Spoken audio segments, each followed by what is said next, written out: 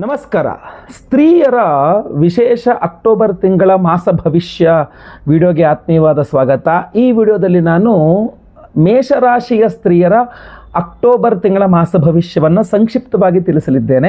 So ನೀವು ಮೇಷರಾಶಿಯವರಾಗಿದ್ದು ಸ್ತ್ರೀಯರಾಗಿದ್ದರೆ ದಯವಿಟ್ಟು video end ತನಕ ನೋಡಿ, ಅಥವಾ ನಿಮ್ಮ ಧರ್ಮಪತ್ನಿ ಅಥವಾ ನಿಮ್ಮ ಹೆಂಡತಿಯೋ ತಾಯಿ ಅಕ್ಕ ತಂಗಿ ಯಾರೇ ಆಗಲಿ ಸ್ತ್ರೀಯರಿದ್ದರೆ, ನಿಮ್ಮ ಫ್ರೆಂಡ್ಸ್ ಯಾರು ಮೇಷರಾಶಿಯ ಸ್ತ್ರೀಯರು ಲೇಡೀಸ್ ಇದ್ದರೆ ದಯವಿಟ್ಟು ಅವರಿಗೆ ಈ ವಿಡಿಯೋ ಮುಟ್ಟಿಸಿ ವಾಟ್ಸಪ್, ಫೇಸ್ಬುಕ್, ಮೆಸೆಂಜರ್, ಟೆಲಿಗ್ರಾಮ್ ಎಲ್ಲ ಸಾಮಾಜಿಕ ಜಾಲತಾಣಗಳ ಮೂಲಕವಾಗಿ ಅವರಿಗೆ ರೀಚ್ ಆಗೋ ಥರ ಶೇರ್ ಮಾಡಿಬಿಡಿ. ದಯವಿಟ್ಟು ವಿಡಿಯೋ ಇಷ್ಟ ಆದರೆ ಲೈಕ್ ಮಾಡಲಿಕ್ಕೆ ಮರಿಬೇಡಿ.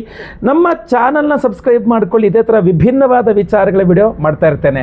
ಅಕ್ಟೋಬರ್ ತಿಂಗಳ ಮಾಸ ಭವಿಷ್ಯ ಆಗಲೇ ದ್ವಾದಶ ರಾಶಿಗಳದ್ದು ಶುಭ ವಿಚಾರ ಎಚ್ಚರಿಕೆ ಎಲ್ಲ ಕೊಟ್ಟಿದ್ದೇನೆ. ನೋಡಿಲ್ಲ ಅಂದ್ರೆ ನಮ್ಮ ವಿಡಿಯೋ ಸೆಕ್ಷನ್ ಇರ್ತದೆ, ನೋಡಬಹುದು. ಈ ವಿಡಿಯೋದಲ್ಲಿ ನಾನು ಮೇಷರಾಶಿಯ ಸ್ತ್ರೀಯರಿಗೆ ಮಾತ್ರ ಅಕ್ಟೋಬರ್ ತಿಂಗಳು ಯಾವ ರೀತಿಯಲ್ಲಿ ಇರಲಿದೆ ಅನ್ನುವಂಥದ್ದು, ಯಾವ್ಯಾವ ಗ್ರಹ ಸ್ಥಿತಿಗಳು ಯಾವ ಥರ ಇರಲಿದೆ ಅನ್ನುವಂಥದ್ದನ್ನು ತಿಳಿಸ್ತಾ ಇದ್ದೇನೆ.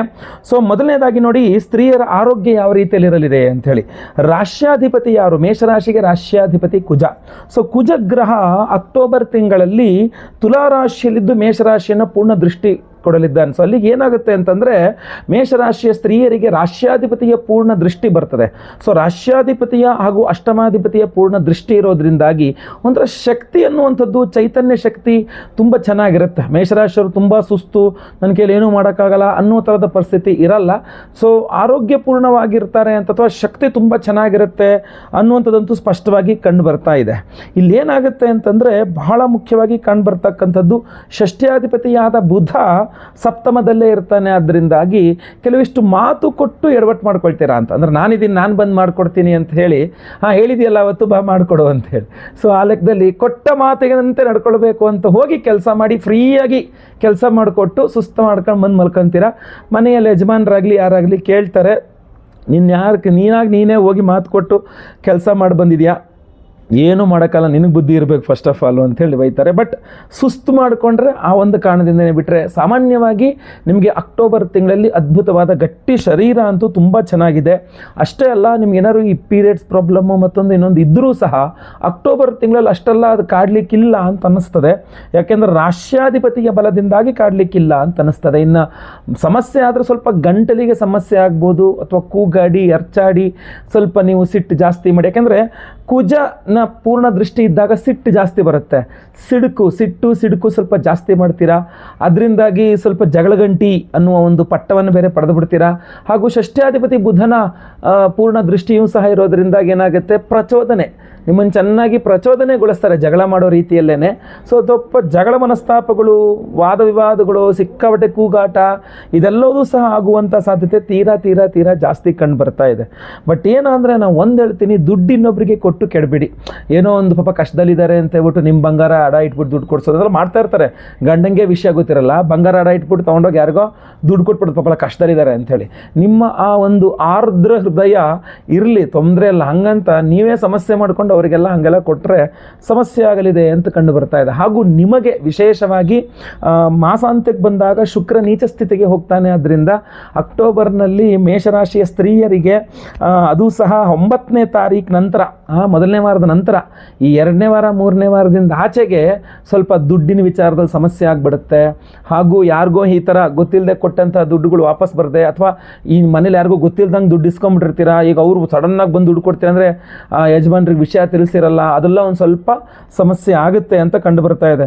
ಅದು ಎಲ್ಲಿ ತನಕ ಸಮಸ್ಯೆ ಆಗುತ್ತೆ, ದೊಡ್ಡದಾಗುವಂಥದ್ದು ಎಲ್ಲಿಗೆ ಅಂದರೆ 17ನೇ ತಾರೀಕಿನ ನಂತರ ಮನೆಯಲ್ಲಿ ಅದು ದೊಡ್ಡ ಇಶ್ಯೂ ಆಗುವಂಥ ಸಾಧ್ಯತೆಗಳು ಜಾಸ್ತಿ ಕಂಡು ಬರ್ತಾ ಇದೆ. ಇದರಲ್ಲಿ ಏನಾಗ್ಬಿಡುತ್ತೆ, ನಿಮಗೆ ಮಾಸಾಂತ್ಯಕ್ಕೆ ಹೋದಂಗೆ 18ನೇ ತಾರೀಕಿಂದ ಆಚೆಗೆ ತವರು ಮನೆಯ ಮೇಲೆ ಡಿಪೆಂಡೆನ್ಸಿ ತಗೊಂಡು ಅಪ್ಪನ ಹತ್ರ ಫೋನ್ ಮಾಡಿಸೋದು, ಬ್ರದರ್ ಹತ್ರ ಫೋನ್ ಮಾಡಿಸೋದು, ಸ್ವಲ್ಪ ನಮ್ಮ ಯಜಮಾನರನ್ನ ಶಾಂತ ಮಾಡಿ, ನಾನು ಏನೋ ಒಂದು ಎಡವಟ್ಟು ಮಾಡ್ಕೊಂಬಿಟ್ಟಿದ್ದೀನಿ, ಆಯ್ತು ಬಿಡು ಅಂತ, ಆಗಿದ್ದಾಗೋಯ್ತು, ಈಗ ವಿಚಾರವನ್ನು ಬಿಡೋಣ ಇಲ್ಲಿಗೆ ಅನ್ನುವ ರೀತಿಯಲ್ಲಿ ಸ್ವಲ್ಪ ಸಮಾಧಾನ ಮಾಡಿಸ್ಬೇಕಾದ ಪರಿಸ್ಥಿತಿಗಳು ಕಂಡು ಬರ್ತಾ ಇದೆ. ಆಗುವಂಥ ಸಮಸ್ಯೆಗಳಿಗೆ ನೀವು ಏನೋ ಕಡಿಮೆ ಇಲ್ಲ, ನೀವು ಬಗ್ಗಲ್ಲ, ಅವರು ಕೂಡ ಕಡಿಮೆ ಆಗಲ್ಲ ಅಂತಂದಾಗ ಸ್ವಲ್ಪ ಜಾಸ್ತಿ ಆಗುತ್ತೆ ಅಂತ ಜಗಳ ಮನಸ್ತಾ. ಅದು ಸಪ್ತಮದ ಕುಜ, ನೀವು ನಿಮ್ಮ ಸ್ನೇಹಿತೆಯ ಜೊತೆ, ಗಂಡನ ಜೊತೆಗೆ, ಫ್ರೆಂಡ್ಸ್ ಜೊತೆಗೆ ಎಲ್ಲ ಜಗಳ ಮಾಡ್ತೀರಾ ತುಂಬ ಅನ್ನುವಂಥದ್ದು ತುಂಬ ಜಾಸ್ತಿ ಸ್ಪಷ್ಟವಾಗಿ ಕಂಡು ಬರ್ತಾ ಇದೆ. ಅದರಲ್ಲೂ 17ನೇ ತಾರೀಕಿನ ನಂತರ ನಿಮ್ಮ ಮಗ ಅಥವಾ ಮಗಳಾದರೂ ಸ್ವಲ್ಪ ಆರೋಗ್ಯ ಬಾಧೆ, ನಿಮ್ಮ ಮಕ್ಕಳಿಗೆ ಆರೋಗ್ಯ ಬಾಧೆ ಆಗುವ ಸಾಧ್ಯತೆಯೂ ಸ್ವಲ್ಪ ಜಾಸ್ತಿ ಕಂಡು ಬರ್ತಾ ಇದೆ 17ನೇ ತಾರೀಕಿನ ನಂತರ. ಬಟ್ ನಿಮಗೇನು ಒಂದು ಅದ್ಭುತವಾಗಿರ್ತಕ್ಕ ಇವಾಗ ಸ್ತ್ರೀಯರೇ ಆಗಲಿ ಅಂದರೆ ಅವಿವಾಹಿತ ಸ್ತ್ರೀಯರಾಗಲಿ ವಿವಾಹಿತ ಸ್ತ್ರೀಯರಾಗಿರಲಿ, ತಾಯಿಯ ಆರೋಗ್ಯ ಚೆನ್ನಾಗಿರುತ್ತೆ, ತಾಯಿಯ ಸಪೋರ್ಟ್ ಚೆನ್ನಾಗಿರುತ್ತೆ, ತವರು ಮನೆಯ ಸಪೋರ್ಟ್ ಚೆನ್ನಾಗಿರುತ್ತೆ. ನಿಮ್ಮ ಕಷ್ಟಕ್ಕೆ ಓಡಿ ಬಂದು ಅವರು ನಿಂತ್ಕೊಂಡು ನಿಮಗೆ ಸಹಾಯ ಮಾಡ್ತಾರೆ 17ನೇ ತಾರೀಕಿನ ನಂತರ. ಅಲ್ಲಿ ತನಕ ಬೇಕಾದ್ರೆ ಫೋನಲ್ಲಿ ನಿಮ್ಮ ಅಣ್ಣನೋ ತಮ್ಮನೋ ಓಕೆ ನಾನು ಇದನ್ನು ಬಿಡಮ್ಮ, ನೀನು ಅಷ್ಟು ಟೆನ್ಷನ್ ಮಾಡ್ಕೊಬೇಡ ಅಂತ ಏನಾರು ಹೇಳ್ಬೋದು. ಬಟ್ 17ನೇ ತಾರೀಕು ನಂತರ ಅವರೇ ಬಂದು ಎಲ್ಲ ಮಾತಾಡ್ತಾರೆ ಅನ್ನೋಂಥದ್ದು ಕಂಡು ಬರ್ತಾ ಇದೆ. ಸ್ವಲ್ಪ ನೀವು ಮಾಡ್ಕೊಳ್ಳುವ ಎಡವಟ್ಟುಗಳನ್ನ. ಇನ್ನು ಮದುವೆನೇ ಆಗಿಲ್ಲ, ಮದುವೆ ಆಗುತ್ತಾ, ಮೇಷರಾಶಿ ಅವಿವಾಹಿತ ಸ್ತ್ರೀಯರ ವಿಚಾರಕ್ಕೆ ಬಂದರೆ ಶುಕ್ರನ ನೀಚ ಸ್ಥಿತಿ ಅಷ್ಟು ಸಪೋರ್ಟಿವ್ ಆಗಿ ಇಲ್ಲ. ಷಷ್ಠ್ಯಾಧಿಪತಿಯು ಸಪ್ತಮದಲ್ಲಿರ್ತಾನೆ, ಅಷ್ಟೆಲ್ಲ ಸಪೋರ್ಟಿವ್ ಆಗಿ ಇಲ್ಲ. ಇನ್ನು ವಿವಾಹಿತರದ್ದು ಮಾತ್ರ ನೋಡ್ಕೊಬಹುದು. ಅದೇ ಥರ ಇದೆ. ನೀವು ಜಾಬ್ ಮಾಡ್ತಾ ಇದ್ದೀರಾ ಅಂತಾದರೆ ಬಹಳ ಮುಖ್ಯವಾಗಿ ಹೇಳ್ತೀನಿ, 17ನೇ ತಾರೀಕಿನ ನಂತರ ಬಹಳ ಕೇರ್ಫುಲ್ ಆಗಿರಿ.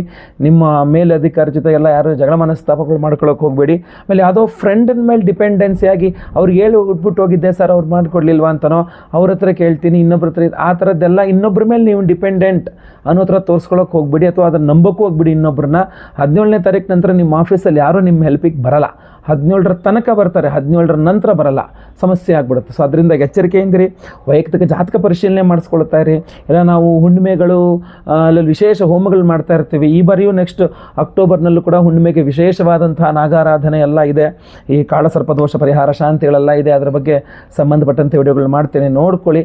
ಖಂಡಿತವಾಗಿ ಪರಿಹಾರಗಳನ್ನು ಮಾಡ್ಕೊಳ್ತಾ ಇರಿ. ವಿಶೇಷವಾಗಿ ನನಗಿಲ್ಲಿ ಕಾಣ್ತಾ ಇರ್ತಕ್ಕಂಥದ್ದು ಏನಪ್ಪ ಅಂದರೆ, ಒಂದು ದುರ್ಗಾದೇವಿಗೆ ಹೋಗಲೇಬೇಕು, ನೀವು ಪ್ರಾರ್ಥನೆ ಪೂಜೆಯನ್ನು ಮಾಡಲೇಬೇಕು ಅಂತ ಕಂಡು ಬರ್ತಾ ಇದೆ. ಕುಂಕುಮಾರ್ಚನೆ ಮಾಡಿಸ್ಕೊಂಬನ್ನಿ. ಮುತ್ತೈದರಿಗೆ ಅರ್ಶಿನ ಕುಂಕುಮವನ್ನು ಕೊಡಬೇಕು ನೀವು. ಅದು ನವರಾತ್ರಿ ಬೇರೆ ನಡೀತಾ ಇದೆ. ನೀವು ಈಗಲಿಂದಲೇ ಶುರು ಮಾಡ್ಕೊಂಬಿಡಿ. ನೀವು ಅಕ್ಟೋಬರ್ ಬರೋ ತನಕ ವೆಯ್ಟ್ ಮಾಡೋಕ್ಕೆ ಹೋಗ್ಬಿಡಿ. ಈಗಲಿಂದಲೇ ನವರಾತ್ರಿಯಲ್ಲೇ ವಿಶೇಷವಾಗಿ ದುರ್ಗಾರಾಧನೆಯನ್ನು, ಪ್ರತಿದಿನ ಲಲಿತಾ ಸಹಸ್ರನಾಮ ಪಠನೆಯನ್ನು ಎಲ್ಲ ಮಾಡ್ಕೊಳ್ಳಿ. ಖಂಡಿತವಾಗಿ ಒಳ್ಳೆಯದಾಗ್ತದೆ. ಆಮೇಲೆ ಪ್ರತಿಯೊಬ್ಬರಿಗೂ ಈ ವಿಡಿಯೋ ರೀಚ್ ಆಗೋ ಥರ ದಯವಿಟ್ಟು ವಿಡಿಯೋನ ಶೇರ್ ಮಾಡಲಿಕ್ಕೆ ಮರಿಬೇಡಿ. ಪ್ರತಿಯೊಬ್ಬ ಮೇಷರಾಶಿ ಸ್ತ್ರೀಯರಿಗೆ ಈ ವಿಡಿಯೋ ರೀಚ್ ಆಗಲಿ, ಒಳ್ಳೆಯದಾಗಲಿ. ವಿಡಿಯೋ ಇಷ್ಟ ದಯವಿಟ್ಟು ಲೈಕ್ ಮಾಡಲಿಕ್ಕೆ ಮರಿಬೇಡಿ. ವಾಟ್ಸಪ್, ಫೇಸ್ಬುಕ್, ಮೆಸೆಂಜರ್, ಟೆಲಿಗ್ರಾಮ್ ಎಲ್ಲ ಕಡೆ ಸಾಮಾಜಿಕ ಜಾಲತಾಣಗಳಲ್ಲಿ ವಿಡಿಯೋನ ಶೇರ್ ಮಾಡಲಿಕ್ಕೆ ಮರಿಬೇಡಿ. ಸಬ್ಸ್ಕ್ರೈಬ್ ಮಾಡ್ಕೊಳ್ಳಿ, ದಯವಿಟ್ಟು ಕಡೆ ಸಬ್ಸ್ಕ್ರೈಬ್ ಅಂತ ಬರುತ್ತೆ. ಸಬ್ಸ್ಕ್ರೈಬ್ ಮಾಡ್ಕೊಂಡು ಬೆಲ್ ಬಟನ್ ಹೊತ್ಕೊಂಡು ಆಲ್ ಅಂತ ಮಾಡಲಿಕ್ಕೆ ದಯವಿಟ್ಟು ಮರಿಬೇಡಿ. ಮುಂದಿನದಲ್ಲಿ ಮತ್ತೆ ಪುನಃ ಸಿಗ್ತಾನೆ. ಎಲ್ಲರಿಗೂ ಒಳ್ಳೆಯದಾಗಲಿ. ಲೋಕಾ ಸಮಸ್ತ ಸುಖಿನೋ ಭವಂತು. ನಾರಾಯಣ ನಾರಾಯಣ ನಾರಾಯಣ.